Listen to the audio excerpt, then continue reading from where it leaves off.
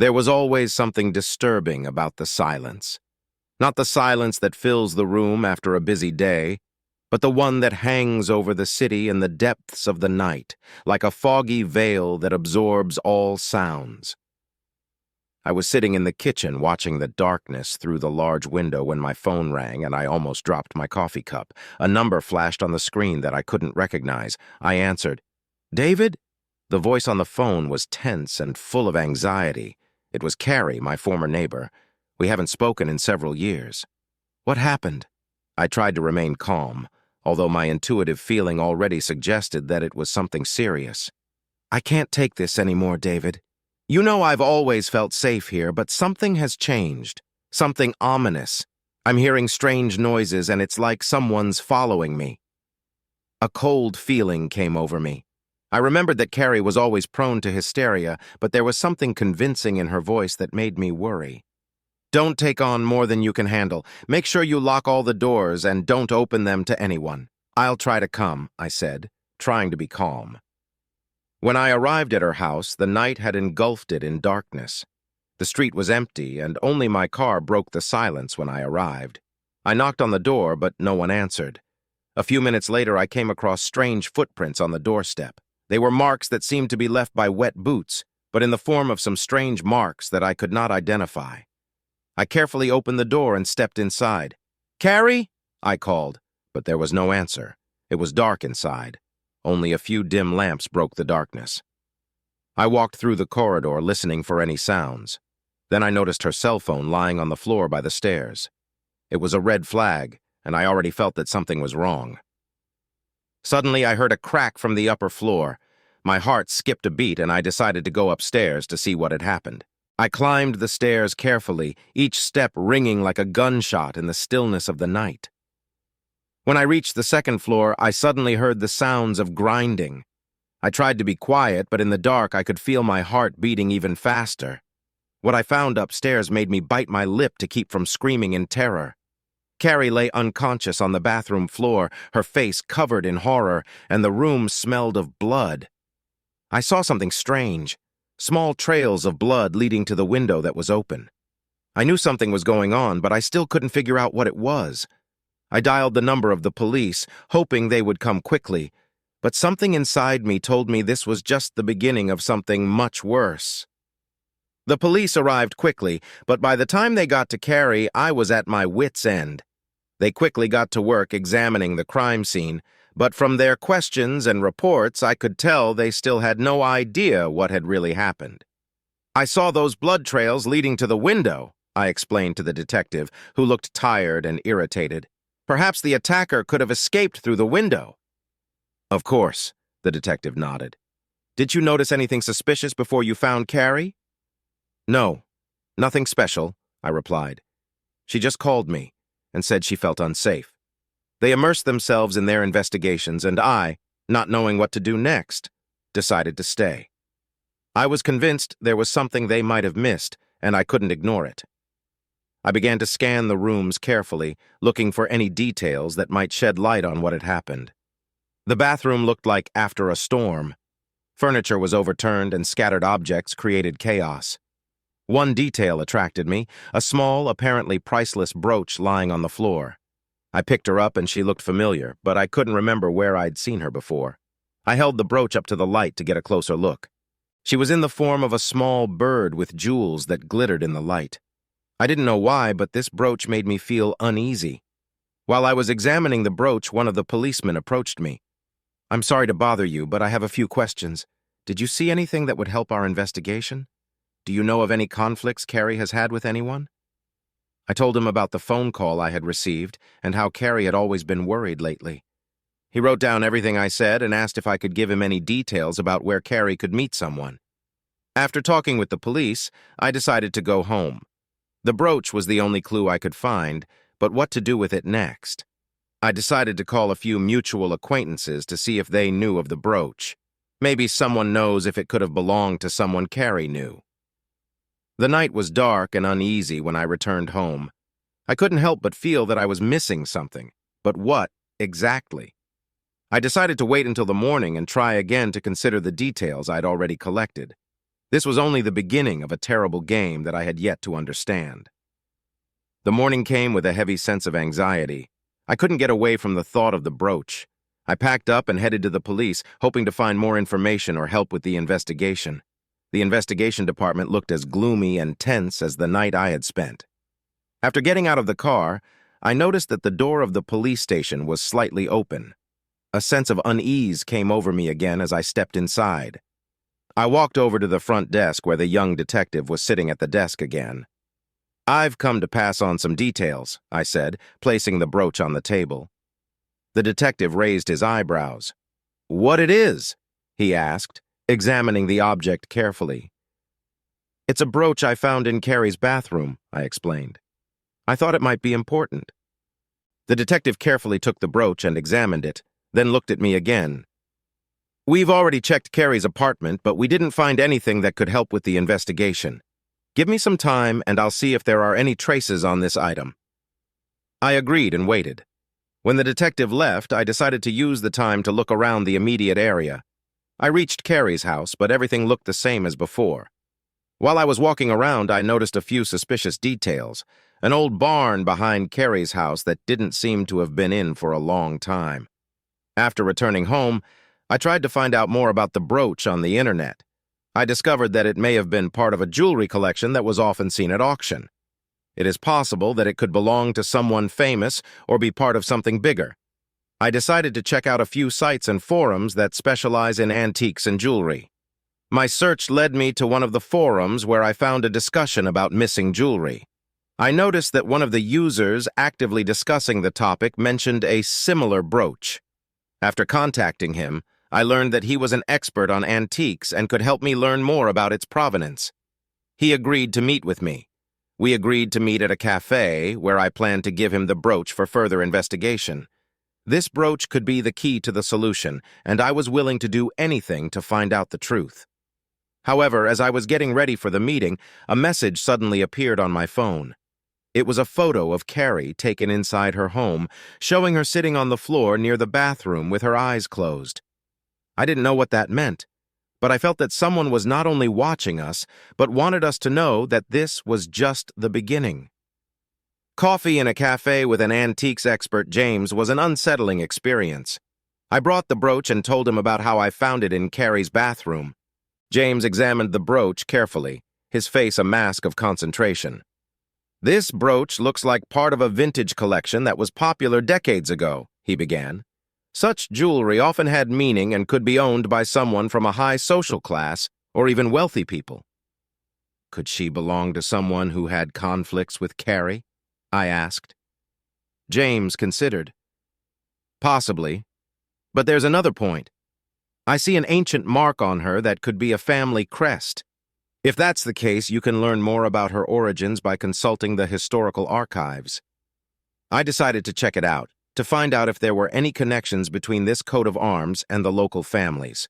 After going home, I started digging further on the internet, looking for any information about this coat of arms. Meanwhile, I received another message on my phone. This time it was a text message. "We're close. You can't hide." A feeling of fear and anxiety came over me again. Who are these people? Why are they following me? And most importantly, what exactly should I do? After several hours of searching, I found a document about the family coat of arms. It was the sign of one of the local families, which was famous for its ancient wealth and influence in the region. It seems that the brooch could have belonged to one of the members of this family.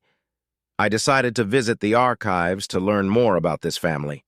There I came across records of past criminal cases. One of the entries involved a serial killer who attacked women and left behind signatures in the form of brooches or jewelry. It became clear to me that this could be part of a larger scheme. After returning home late at night, I received a new message from an unknown number. On it was another photo of Carrie, this time taken from the street. She was standing by the door of her apartment, holding what appeared to be another piece of jewelry. I was confused. I needed to find this piece of jewelry to confirm my suspicions. I called James again, hoping he could help me learn more about this new item. My intuition told me that this was all part of a great and dangerous game that was just beginning. I had to find more evidence and be prepared for whatever might lie ahead. It seems that I have found myself in the middle of something much bigger and scarier than I could have imagined. The next morning, I set off to see James, hoping he could help with some new information. I brought pictures of the new jewelry that was sent to me. James studied them carefully, intently, and confirmed again that this, too, looked like part of an antique collection. "It could be part of a larger set," James said. "Insignia or even a family coat of arms could have been used to tie these items together. If you can find other ornaments, that may help narrow down the suspects." We decided to check out some historical archives related to the families who owned these ornaments. James provided me with some old records that described the family ties and their property. I discovered that one of the members of this family who lived in our town had died under mysterious circumstances. His death was linked to several unexplained cases that were never solved. We headed to the local archives to find out more about this case. Old newspapers and records revealed several interesting details. The family was distinguished not only by its wealth, but also by numerous scandals and secret affairs. One of them was related to the investigation of the disappearance of a young woman. On the way home, I noticed that the trail of blood I had seen earlier led to Carrie's house, but again there were no new trails. My anxiety increased. Someone was following us very closely. When I got home, I got a new message. This time it contained a video recording. I opened it and saw a figure moving in the dark, chasing a woman in a dark park. The figure's face was shadowed, but the movements looked familiar. The video ended when the woman suddenly disappeared from the frame. I felt like this was a part of the game that I didn't fully understand yet. Another news arrived. The body of another woman was found. She was found in the forest on the outskirts of the city. I contacted the police again, trying to find out more about the new details. It turned out that she was wearing the same brooch that I had seen on Carrie. This confirmed my suspicions. We were dealing with a serial killer who left signatures of his crimes in the form of such brooches. I felt that I was getting closer to the solution, but I understood that the danger was only increasing. I couldn't leave the feeling that I was becoming a part of something bigger and darker than I could have imagined. I continued to look for new clues, hoping that it would help me find and stop whoever was behind these terrible events. The night was long and anxious. I could not sleep thinking about new details. Could the brooch be part of a more complex scheme? I decided to go back through the materials I had collected to find new clues. In the morning, I went to the archives again, hoping to find more information about the family whose coat of arms was on the brooch. I found documents that indicated that one of the family members, James Richardson, had recent ties to the criminal world. His death and commemoration are linked to a series of mysterious events that occurred after his death. I decided to call the detective to find out more about the recent murder. Perhaps it will help to track down the maniac. Unfortunately, the detective was busy, and all I got was the standard response that the investigation was ongoing. I returned to James again to discuss the new findings. These documents indicate that the Richardson family may have been involved in the criminal world. It may be related to our cases. James nodded. Perhaps it would make sense to check the old connections of this family. It seems that one of them could have a clear motive. We went to the archives looking for any connections between the Richardson family and other criminal organizations. I came across a document that described the details of a criminal group that specialized in the sale of antiques and vintage jewelry. This group has been linked to many cases similar to what happened to Carrie. It turned out that several members of this Richardson family had conflicts with this group. Perhaps this was the reason for the numerous murders. Some used brooches as a sign or as part of their signature practice. When I got home, I got the message again. This time it was a city map with several locations marked. I unfolded it and saw that one of the locations was listed as an old house outside the city. I decided to check this place out. Going on a morning hike, I went to the specified house, which looked like an abandoned estate. The door was locked, but through the broken windows I could see that there were many antiques inside. As I approached the door, I heard a soft rustling. The feeling that someone was watching me came over me again. I took a flashlight with me and carefully flew inside. The house was dark and forlorn, but I noticed some antique furniture and objects. I scanned the rooms cautiously, trying to find any sign of what might have happened here. In one of the rooms, I found magazines that described how antiques were sold on the black market. One of the magazines was marked with a famous brooch that resembled the one I found.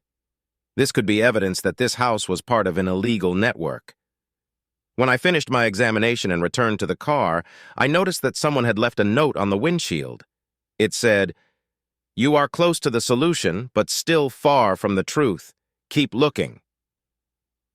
This message left me in deep thought.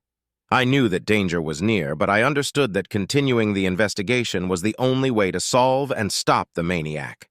The derelict estate in which I found the journals became the focus of my investigations. I decided that I needed to learn more about this house and its connections with the criminal world.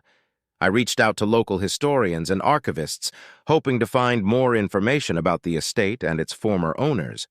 After several days of searching, I learned that the estate was owned by the Richardson family until the early 1980s. After they moved, the house was sold and became private property. However, it was rumored that several illegal businesses operated there, including the sale of antiques on the black market. My further investigations revealed that this house often held secret auctions for the sale of rare and valuable items. This may have been part of the mechanism that led to brooches being used as a serial killer's signature. I decided to go back to the estate and check everything again. This time, I brought along some tools for opening old cabinets and chests. I found several hidden compartments in the walls and floor that gave access to vintage boxes and containers. Inside, I found even more items: antique jewelry, documents that showed secret deals, and even a few photos of people who looked like those in my investigations. One of the photos particularly caught my attention. It depicted several men standing in front of a large table laden with jewelry. One of the men looked similar to the sinister figure from the video I received earlier. I decided to approach James again, showing him these new findings. He looked carefully at the photos and documents. "It could be part of an organized crime group," he said. "There is a chance that they have some connection to these murders. You can try to learn more about these people through old criminal cases and witnesses." I returned to the archives, looking for connections between these individuals and crimes that occurred in the past. This led me to an old document that mentioned the unexplained murders of women wearing special jewelry. These murders, as it turned out, had one thing in common: all the victims wore rare jewelry. My investigative path led me to one person who could be the key to all these mysteries. It was a detective who was involved in similar cases several decades ago, but who disappeared under unknown circumstances. I decided to find him, hoping he could provide some valuable information. After several days of investigation, I found his family and learned that the detective still lives in a small town, far from the big city. I went to see him, hoping that his testimony would help me solve all these mysteries. Upon arrival, I saw an old detective who looked tired and older than I expected. He had many memories of his work, and when I told him about my findings, he seemed even more interested. "I have long forgotten about these matters," he said, "but if your findings are correct, it could be part of another scheme that I haven't figured out yet." He began to help me analyze the new data, and together we looked for possible connections that could point to the real culprit. Our search was nearing a breakthrough, but danger remained close, and I felt that the next step could be decisive. How do you like this part? Is there anything else you would like to add or change? The meeting with the detective turned out to be extremely important. He told me about several similar cases that had happened in the past and confirmed my suspicions about illegal deals. It turned out that this group specialized not only in the sale of antiques, but also in extortion and money fraud. We started looking into the detective's old cases involving serial murders and disappearances. One of the files contained records of a man who called himself Blacksmith. This name was often mentioned in connection with criminal groups involved in the theft and sale of antiques. It may have been a nickname or code name for one of the key players in this game. The detective mentioned that Koval was known for his ability to evade justice. He had a long criminal history, but was never caught. It became clear to me that this blacksmith could have been involved in all of these murders and that his methods could have been responsible for the appearance of the brooches. Heading back to the archives, I went through all the documents and finds I had collected again. I began looking for any connections between the blacksmith and the brooches we found earlier. In old cases, I came across a reference to a rare brooch that the blacksmith used as a signature for his crimes. This reinforced my suspicions that the brooch I found at Carrie's could be part of this series. I decided to check all the fresh finds again and try to find a connection between them and the person who could be Koval. I also consulted the old archives to learn more about Koval's connections with the families who owned these brooches. I was able to find some evidence that the blacksmith may have had contacts with families that had antique jewelry. Here's what I found out. It turns out that Koval had several minions who helped him with his crimes and disappearances. These were people who had influence and connections in the criminal world. I decided to check on a few people who might have been his partners, hoping to find more evidence. I was able to discover that one of these men, Jonathan Martin, was well known in the antiques community and had been spotted in several secret deals. He could be involved in the sale of brooches and the organization of these crimes. I went to see Jonathan to find out more. He was the owner of an antique store where I hoped to find more information. I intended to find out if he was involved in the buying and selling of the jewelry we found. When I arrived at the store, its doors were closed, and I could find no sign of Jonathan. I tried to contact him by phone, but he did not answer. There was a feeling that he could have been warned and went into hiding. I decided to return to the estate, hoping that the new finds might help reveal more details. I found new documents that confirmed the connection between Koval and Jonathan. It helped me understand that the investigation was getting closer to a solution. As I prepared for the next step, I received another message. This time, it was a photo of Jonathan sitting in a dark room along with a note, "All tracks lead to him. Time to find out the truth." The photograph of Jonathan sitting in the dark room was eerie and indicated that I was getting closer to the solution, but still far from the truth. I decided to go back to Jonathan's shop to check all possible leads and learn more about his activities. When I arrived, the shop was still closed. I noticed that the windows were boarded up and the doors were locked. This raised the suspicion that Jonathan might have known about my investigations and was trying to avoid the meeting. I decided to try a different approach. I contacted the detective who was helping me and asked him to help with the investigation. He promised to find out if Jonathan had any criminal connections that might confirm my suspicions. While the detective was working on this, I decided to check the documents I found at the estate. I found several records that confirmed that the brooches used by the blacksmith were part of a collection stored in a vault under Jonathan's shop. With that in mind, I headed to the store once more. This time, I found my way to the underground room using several hidden entrances that I discovered while exploring the estate. A huge storage room filled with antiques, and documents turned out to be under the store. I started looking around the room. In one of the corners, I found secret papers and old records that described trade agreements related to the illegal sale of antiques. This confirmed my suspicions that Jonathan and Koval were part of a large criminal network. At the same time, the detective found information about Jonathan. It turned out that he had ties to several criminal groups and was involved in numerous crimes, including extortion and the sale of stolen items. After receiving this information, I decided to return to Jonathan. I tried to contact him again, but to no avail. I was haunted by the feeling that he was trying to escape or hide. I began planning how to find him and find out the truth. Upon further examination, I found another note. It contained the coordinates of a place on the outskirts of the city, and it said, "You are one step away from the solution. Find what is hidden in the dark." I set out for the coordinates, hoping to find new tracks. The place turned out to be an old warehouse that had not been used for a long time. I went inside and started surveying the area. There I found several large containers containing antiques and documents. Among the items found, I came across rare brooches that were known to me. This confirmed my suspicions that this place could be part of Koval and Jonathan's operations. After a thorough investigation, I found a secret file that contained a list of people associated with this group. There were names I had seen before in documents and photographs. This opened up new opportunities for investigation. With the new information, I returned to the detective to discuss next steps. We planned to conduct an operation to arrest Jonathan and Koval and collect all the necessary evidence for the investigation. The danger became even greater, and I felt that the next step could be decisive in solving a real large-scale crime. The operation was carefully planned. The detective and I went to the warehouse, hoping to find concrete evidence that would implicate Jonathan and Koval.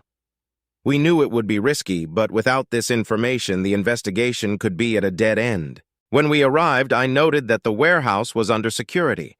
This meant that Jonathan or Koval could have been inside or had contact with someone who could have warned them.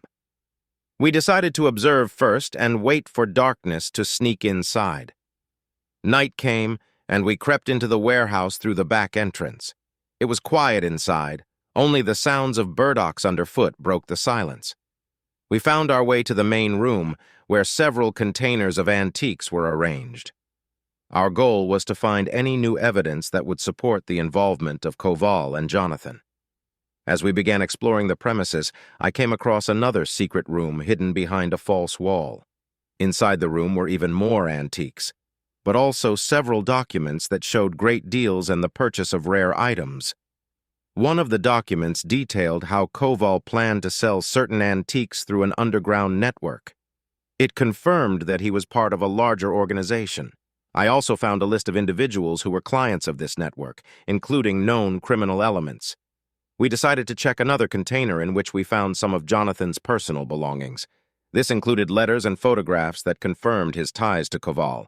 This was confirmation that Jonathan was not just selling antiques, but was actively involved in illegal activities. At that moment, we heard a noise from another part of the warehouse. The detective and I decided to check what it could be. Maybe someone else was inside trying to find us. We found a group of people who were running an illegal antiques operation. Among them was a man who resembled Koval's description. It looked like Koval could be nearby. Considering the situation, we decided not to intervene unnecessarily. I called the police and gave them all of our findings. They arrived after a short time and began searching the warehouse. The police arrested several people, including Jonathan, but Koval disappeared into the darkness before they could be apprehended. After collecting all the data, I returned home, hoping that it would help us track down the blacksmith. However, my suspicions were confirmed. Koval disappeared again, and now we had new evidence to continue the investigation. In the following days, we continued to analyze the documents and testimonies received from the warehouse. I began tracking Koval's ties to other criminal gangs, hoping to find more information about his whereabouts. Immersed in the investigation, I felt that the solution was close. Each new piece of evidence, each new trail brought me closer to uncovering the real truth and stopping the maniac who killed without mercy. The investigation was nearing its conclusion, and I felt we were getting closer to the solution. With the evidence and testimony I received that confirmed Jonathan's crimes and his connections to Koval, I continued to look for new leads. Police were actively looking for Koval, but he appears to have been adept at evading arrest. I knew that every day we lost was dangerous for possible new victims. I was haunted by the feeling that Koval was one step ahead of us. One morning I received a new message that contained an address and instructions. The last trail leads to a warehouse south of town. Find it before it's too late. He immediately went to the indicated place. It was an old warehouse that hadn't been used in a long time, and it looked like it would be the perfect place to hide. Arriving there, I carefully entered inside. The warehouse was dark and filled with dust. I began to scan the premises, examining every corner for signs of the blacksmith's presence. Finally, I came across a hidden room behind a false wall. Inside, there were several new pieces of evidence that confirmed the presence of Koval and his criminal activities. I found several documents that showed the blacksmith's plans and the new victims he was planning, but at that moment I heard a noise behind me. Turning around, I saw Koval. He was wearing a dark suit and had a similar appearance from the photos I had seen before. It was the last chance to detain him. "I'm sorry I've been hiding for so long," he said with a cold smile, "but now you yourself will be trapped." The blacksmith was approaching me, holding a hidden weapon in his hands. I quickly realized that I had to act. I quickly contacted the detective and the police, informing them of my whereabouts. A dangerous game has begun. The blacksmith and I faced each other in a fight that required all my strength and speed. He was dangerous and cunning, but I was determined not to let him escape. We struggled in the darkness of the warehouse until the police finally arrived. Koval tried to escape, but was caught and detained. His criminal activities were exposed. and I breathed a sigh of relief, knowing there would be no more victims. After the arrest of Koval, the investigation was officially closed. Koval and Jonathan were convicted of their crimes and justice was restored. I felt that my duty had been fulfilled, but I could not shake the feeling of anxiety that the darkness had been following us all this time. After completing the investigation, I realized that this was not just a case of crime, but part of a larger picture of the criminal world that needed attention. I continued my work knowing that the world would never be free of criminals, but now I had the experience and knowledge to fight them. This is how one of the scariest and most difficult cases in my career ended. But I knew that you should always be ready for new challenges, because darkness can always be seen in every corner of our world.